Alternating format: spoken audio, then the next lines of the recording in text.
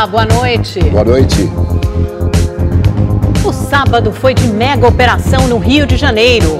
Policiais e homens do Exército entraram em várias comunidades, entre elas a Rocinha. Os moradores acordaram assustados com o tiroteio.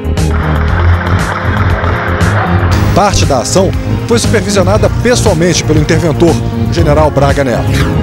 Na Grande São Paulo, uma cena impressionante. Caminhão atinge fiação e poste acerta pedestre. Presidente norte-americano já está a caminho de Singapura. Na próxima quarta-feira, Donald Trump vai se reunir com o líder norte-coreano Kim Jong-un. Morre aos 90 anos Eunice Gayson, a primeira Bond Girl dos filmes 007. Aqui no Brasil, o adeus à grande tenista Maria Esther Bueno. Ela foi importantíssima, sempre será. Sempre será uma referência para todos nós. O Rede TV News traz muito mais. Fique bem informado. Fique por aqui.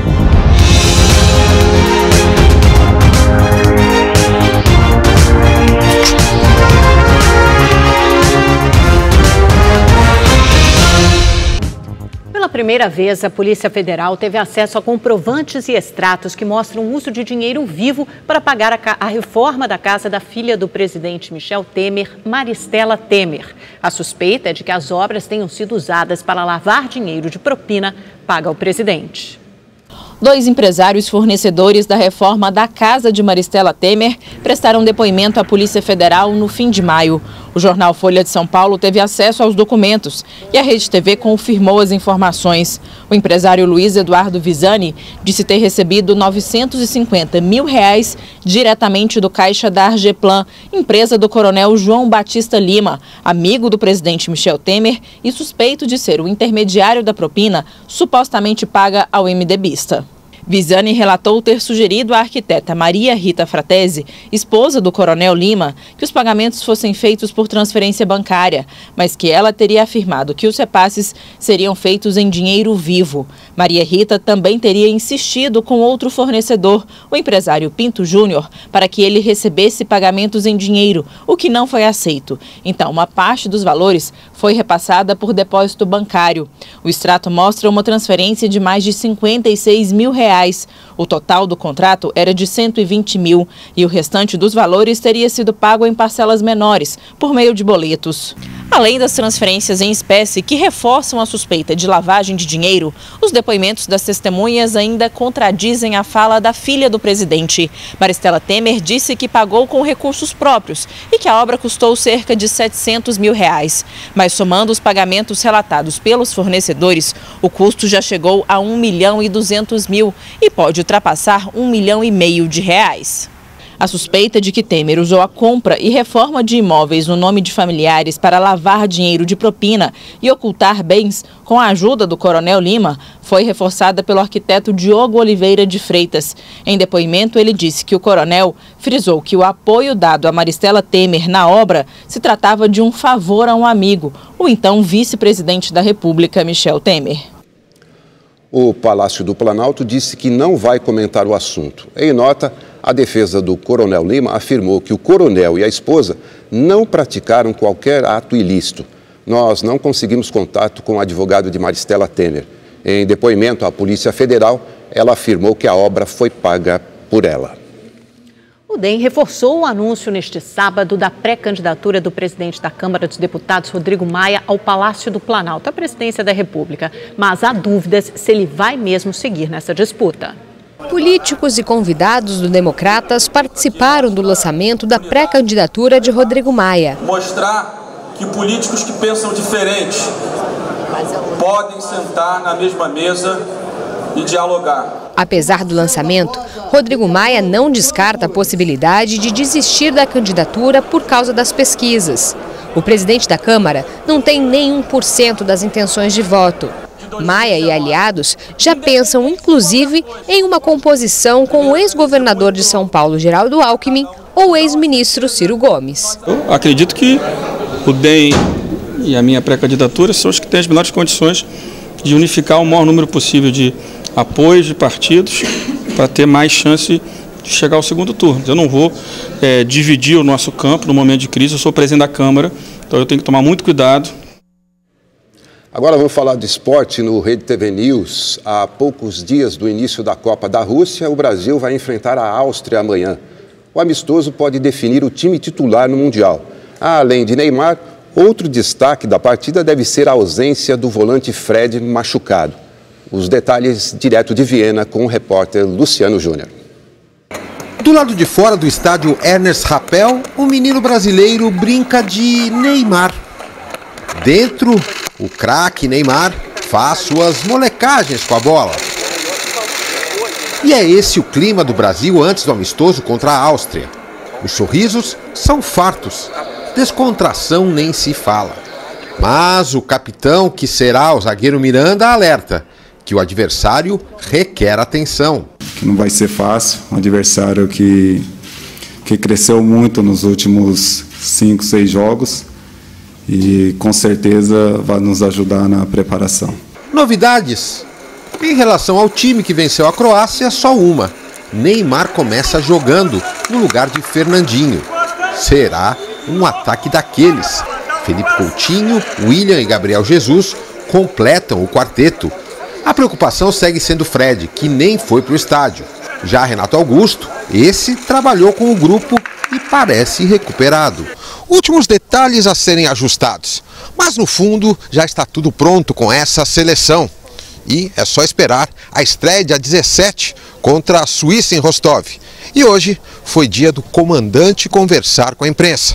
Sorridente, simpático e sem se esquivar das perguntas, Tite ficou quase 1 hora conversando com os jornalistas.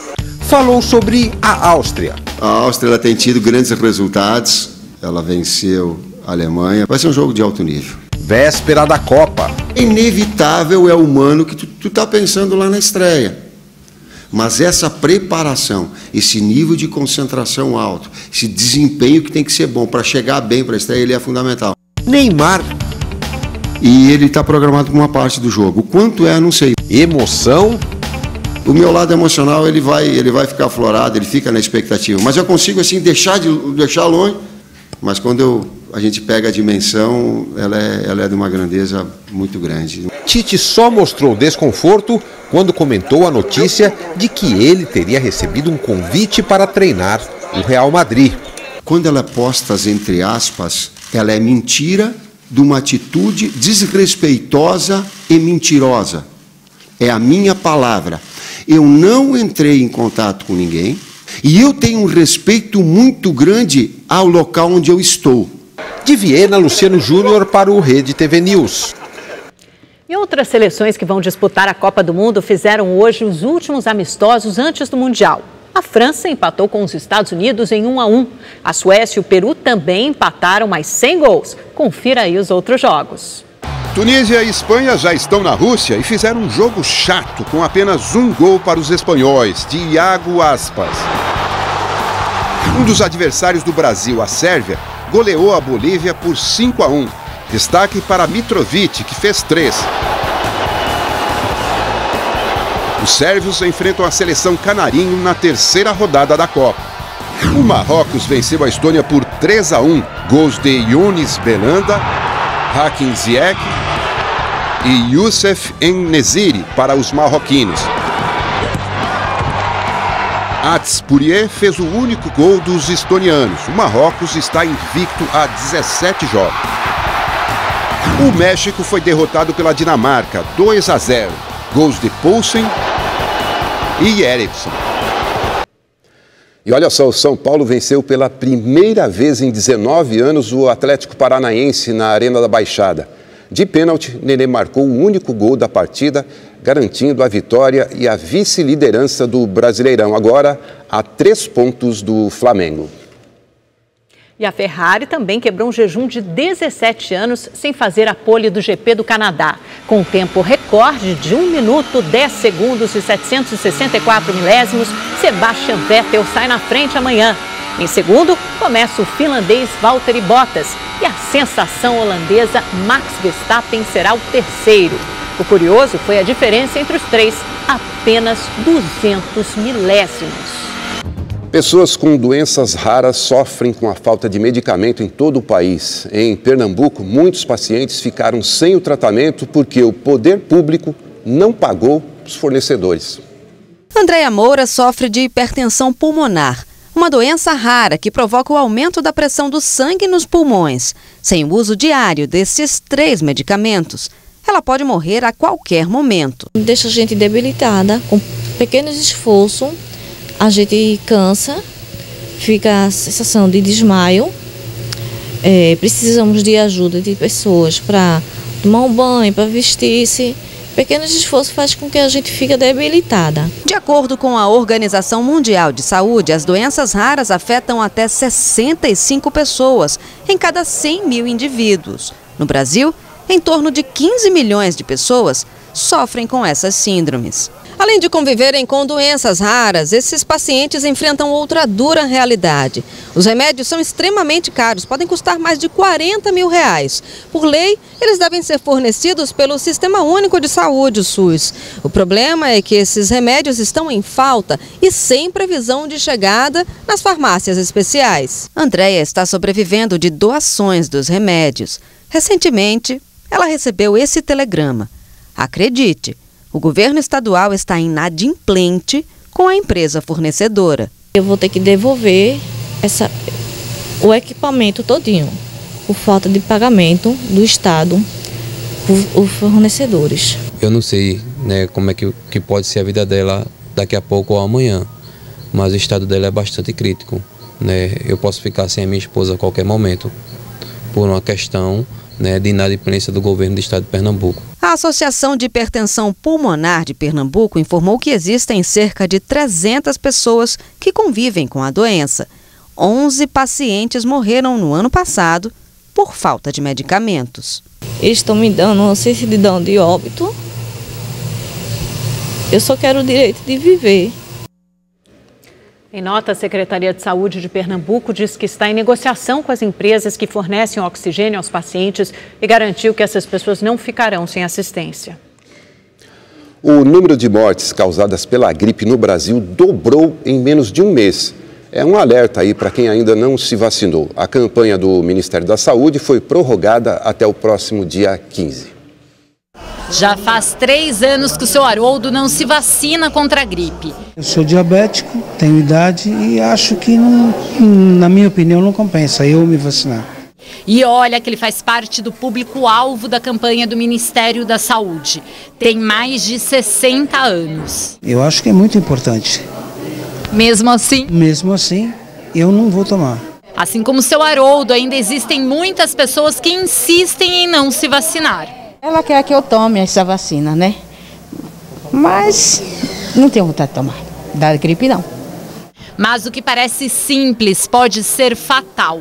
Um levantamento do Ministério da Saúde mostra que em menos de um mês, o número de mortes em decorrência da gripe no Brasil dobrou. Os óbitos saltaram de 158 para 374. Desde o início do ano, só no estado de São Paulo foram 71 mortes causadas pelo vírus. O Ministério da Saúde anunciou a prorrogação da campanha nacional de vacinação contra a gripe até o dia 15 de junho. Até o momento, 75% do público-alvo se imunizou em todo o país. Além dos idosos, crianças de 6 meses a 5 anos, gestantes, doentes crônicos, indígenas, presidiários e profissionais de saúde fazem parte do público-alvo. É amplo, né? Amplo grupo, o Brasil vem investindo, é muito importante na prevenção da influenza, porque você previne, na verdade, as complicações, especialmente esses grupos de maior risco. Não dá para resistir, né, gente? A gripe é séria, parece uma doença boba, mas é séria. Vocês viram pelos números quanta gente matou só neste ano. Na dúvida, converse com o seu médico e se vacine. E olha, chegou a hora da Lu Camargo dizer para a gente como fica o tempo amanhã em todo o Brasil.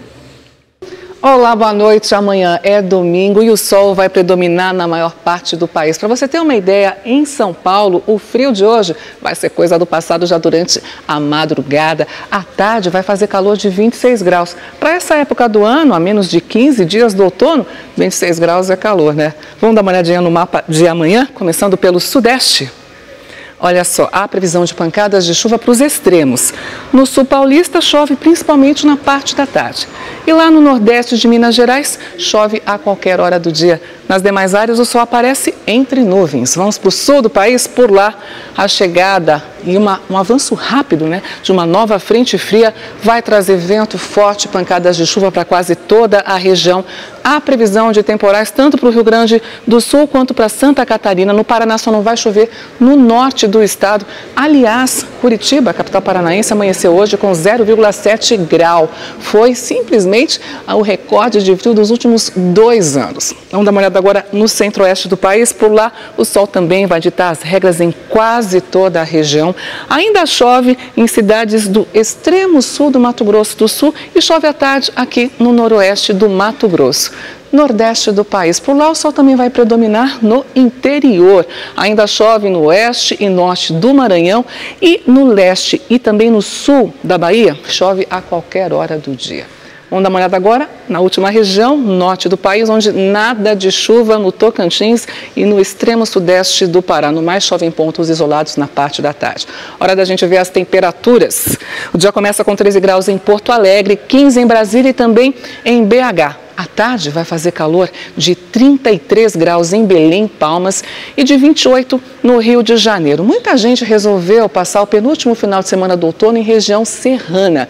Então a gente vai fazer um passeio por 3 cidades de serra, para a gente saber como vai ser o domingo por lá, começando por Gramado, no Rio Grande do Sul, onde os termômetros vão variar de 10 a 20 graus. Agora a gente vai para Campos do Jordão, na Serra da Mantiqueira, aqui em São Paulo, onde não vai chover não, e a mínima vai ser de 10, a máxima de 19. Terminando o nosso tour no Rio de Janeiro, na cidade imperial, Petrópolis, onde vai aumentar um pouquinho os termômetros, de 13 a 22 graus. Bom, eu fico por aqui, um ótimo domingo para você e a gente se vê na segunda-feira. Tchau, tchau.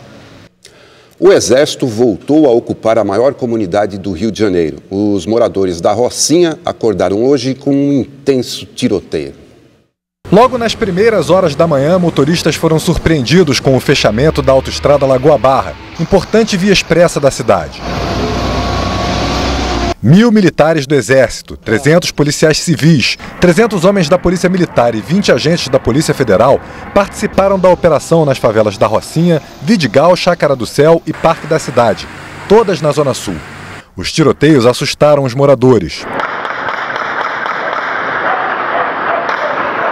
Esta foi a primeira operação na Rocinha desde o início da intervenção federal na segurança pública do Rio de Janeiro há quase 4 meses. Parte da ação foi supervisionada pessoalmente pelo interventor, o general Braga Neto. Os policiais procuraram rotas de fuga de traficantes. 16 pessoas foram presas. Uma delas é Ronaldo Azevedo Oliveira da Cunha, conhecido como RD, suspeito do assassinato de um PM em 2012. Drogas e munições foram apreendidas. A Zona Sul vem sofrendo com disputas de facções criminosas pelo controle do tráfico de drogas desde o início da semana. Moradores registraram intensa troca de tiros nos morros em Copacabana. Ontem, o bondinho do Pão de Açúcar, cartão postal da cidade, parou pela primeira vez devido a um confronto. E além disso, o aeroporto Santos Dumont, no Rio, também ficou 15 minutos fechado por causa dos intensos tiroteios. Também no Rio subiu para 7 o número de mortos no naufrágio em Itaguaí. 5 pessoas continuam desaparecidas. A Marinha conseguiu encontrar hoje à tarde a segunda embarcação. O barco Lucas Mar foi encontrado a 8 metros de profundidade na Baía de Sepetiba. Neste sábado, mergulhadores dos bombeiros e helicópteros fizeram novas buscas e encontraram mais um corpo. As 2 embarcações naufragaram na sexta-feira com 21 pescadores a bordo. 9 foram resgatados com vida.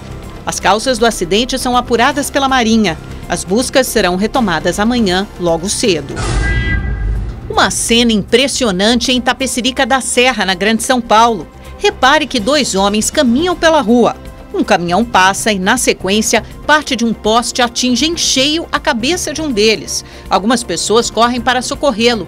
Não é possível ver nas imagens, mas o caminhão arrebentou a fiação e, por isso, a pilastra de concreto cedeu. A vítima teve ferimentos no rosto e uma fratura no fêmur. Há uma semana, Minas Gerais sofre com ataques diários a ônibus e prédios públicos. Além do medo, moradores da capital podem ficar sem transporte coletivo parte da noite. Veja na reportagem de Patrícia Contaldi. Um ônibus de turismo foi queimado dentro do pátio de um posto de combustíveis em Iturama, no Triângulo Mineiro. Com um extintor, o frentista do posto ainda tentou apagar as chamas, mas só os bombeiros conseguiram controlar o incêndio. Em uma semana, aconteceram 108 ataques e 68 ônibus foram incendiados em 39 cidades mineiras. Aqui em Belo Horizonte não foram registrados novos incêndios, mas o Sindicato das Empresas de Ônibus ameaça tirar os carros de circulação entre 9 da noite e 4 da madrugada, caso novos ataques aconteçam na cidade. Uma situação que causa muito prejuízo e insegurança para os passageiros que dependem do transporte coletivo. Aí complica para a população, né? Eles tinham que resolver isso, né? Tem que entregar para Deus. Só nós que somos prejudicados. Complicado, não é? De acordo com as investigações, os ataques partiram de dentro dos presídios por ordem de integrantes da facção criminosa PCC.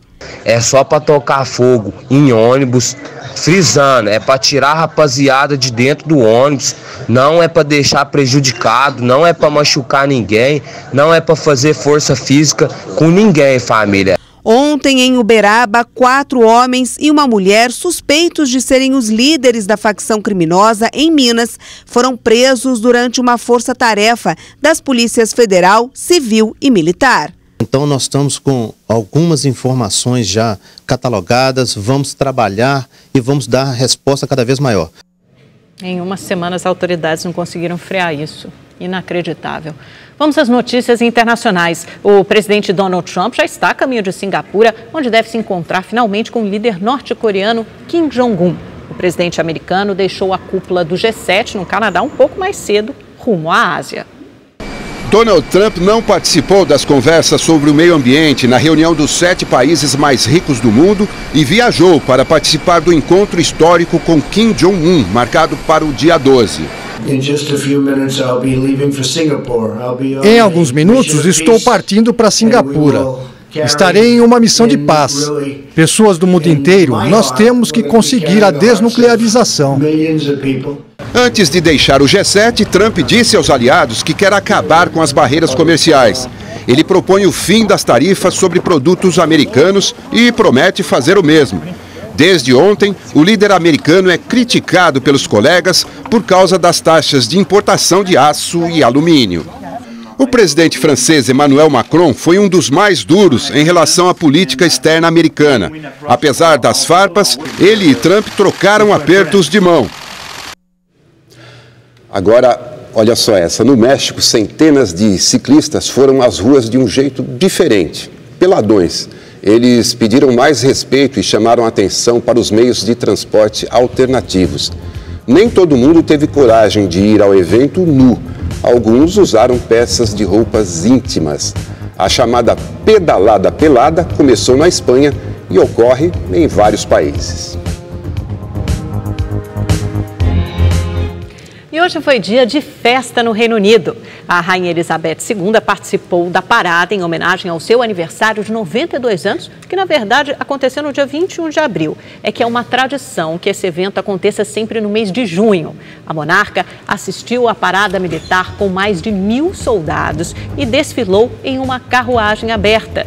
Os recém-casados, príncipe Harry e Meghan Markle, todos os olhares estavam sobre eles, também participaram dessa festança. Uma multidão acompanhou a celebração do lado de fora do Palácio de Buckingham. E há 5 dias da Copa do Mundo, ex-jogadores, especialistas e influenciadores se reuniram para discutir um tema importante para quem vive dentro e fora de campo: a ética no esporte. A ética esportiva virou tema de palestra com a palavra de quem já jogou por muitos anos e fez da sua experiência uma forma de educar a nova geração. Tá aí o ex-volante Mauro Silva para contar. Eu acho que na época que eu jogava, a gente tinha menos consciência dos aspectos éticos, por exemplo. Eu acho que tem tudo a ver com uma formação, com uma boa educação. O evento foi promovido pelo IBDE, o Instituto Brasileiro de Direito e Ética Empresarial, e a LEC, Legal Ethics e Compliance, comunidade engajada na difusão de cultura de compliance no mundo. O foco aqui é disciplina, melhorar o comportamento não só como profissional, mas como cidadão também. No fundo, o que acontece dentro de campo é reflexo do que está acontecendo fora. O país, a sociedade como um todo e, para o universo futebolístico, a postura dos dirigentes, dos profissionais que trabalham lá. A conduta se aplica a todo o conjunto da obra. Técnicos, diretoria, organizadores, seja no campo, na quadra, na piscina, na pista, em todas as modalidades. Com isso, combater a corrupção, o assédio e por aí vai. A gente quer usar o potencial social de comunicação do esporte para difundir melhores práticas, atitudes mais éticas e íntegras na sociedade como um todo. O futebol, para muita gente, é paixão, mexe com a emoção, inspira, incentiva. Quem está ali em campo vira referência para quem está de fora. Por isso, mais uma vez, a discussão. A importância em todos os esportes de passar o exemplo do que é certo, do que é ético numa competição. Essa responsabilidade aqui é colocada à prova como essência do jogo, para que o resultado seja íntegro. É esse o gol que faz a diferença. Diferença que hoje o chileno Roberto Rojas dá muito valor. Ultrapassei naquela época um código de ética, já seja por desconhecimento do que era uma ética na área do esporte, ou na área profissional, ou na área pessoal. E os prejuízos são muito grandes. E falando no futuro, olha aí, os pequenos grandes protagonistas de uma sociedade em transformação, que construam um mundo mais justo, não é? No esporte e para a vida. A primeira Bond Girl dos cinemas, a britânica Eunice Gayson, morreu hoje aos 90 anos. Eunice Gayson atuou em 007, O Satânico Dr. No, como Sylvia Trent em 1962. Ela gravou com Sean Connery e na primeira cena juntos, o ator falou a frase mais marcante do agente secreto. Mr. Bond. James Bond. Foi a única mulher a representar a mesma Bond Girl 2 vezes nos filmes de James Bond. Também participou de Moscou contra 007. A notícia do falecimento foi dada pelo Twitter oficial da franquia. Eunice Gayson atuou em outros filmes e séries de TV por várias décadas. A causa da morte não foi divulgada. Foi enterrada hoje Maria Esther Bueno, a primeira tenista brasileira a ganhar títulos importantes. Isso tudo numa época em que as mulheres do esporte ainda tentavam conquistar espaço pelo mundo.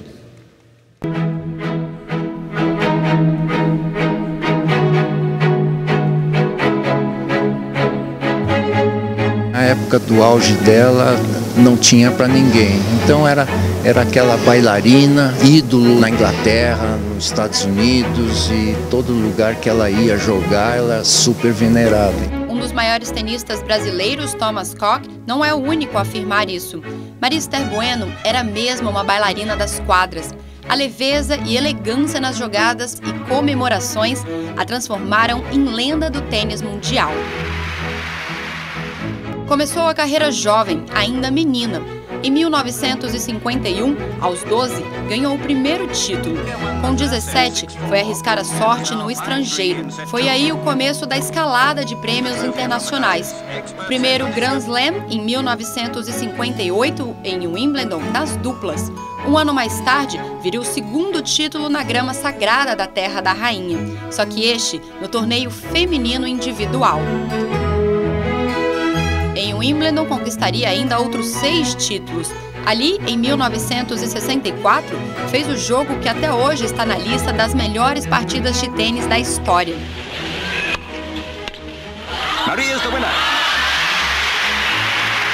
O que eu mais lembro são os 2 Wimbledons que eu ganhei, em 59 e 64. 59 porque foi o primeiro, 64 porque foi uma reabilitação, ganhei contra a melhor do momento, a número 1 do mundo, num jogo considerado entre os 10 melhores de toda a história.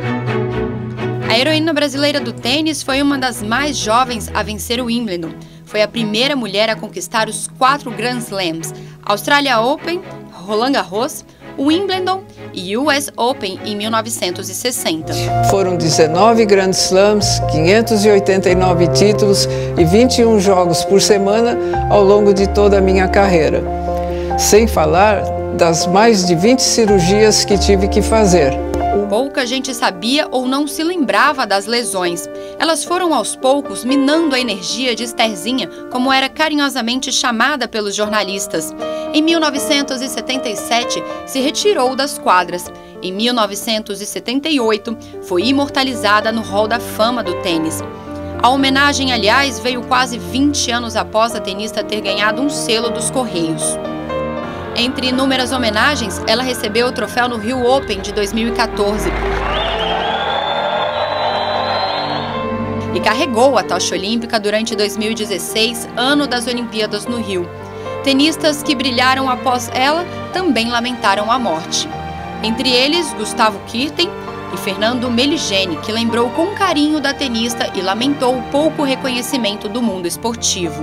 Esther traz uma demonstração que é possível, principalmente para a gente brasileiro, que de repente demora um pouco mais para chegar ao esporte, que o brasileiro não se acostumou ao tênis. Maria Bueno descobriu um câncer na boca em 2017. Após uma complicação, a doença se espalhou para o ombro e para as costas.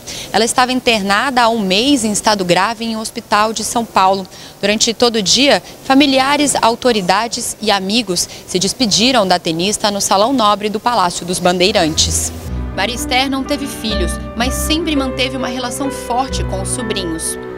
Todo mundo gostava de saber, ela tinha muitas histórias para contar, 50 anos de carreira, viajando o mundo inteiro, indo para todos os campeonatos, todos os torneios, sendo recebida por reis, rainhas. Então ela tinha histórias incríveis. Em homenagem, o governador de São Paulo, Márcio França, decretou luto oficial de 3 dias no estado. Acho que Deus já tinha feito homenagem para ela, deixando ela falecer no dia do tenista, né? E para o estado de São Paulo, uma referência, talvez maior esportista que nós tivemos no estado. O sepultamento aconteceu no fim do dia no Cemitério da Consolação, próximo à região central da capital paulista. Tudo que eu faço com amor. Eu sempre joguei por amor, sem vislumbrar os campeonatos e títulos que conquistei. As coisas para mim sempre aconteceram naturalmente. É um exemplo em todos os sentidos, né? Sempre muito simpática, acessível. Maria Esther merece todas as nossas homenagens, uma referência no mundo do esporte, principalmente no universo do tênis. Eu não a vi jogando, mas dizem que ela jogava muito, sem dúvida, um orgulho para o Brasil. A bailarina do tênis, ficou essa bela lembrança. E o Rede TV News fica por aqui, tem uma ótima noite. Fique agora com a Operação de Risco. Boa noite, até a próxima.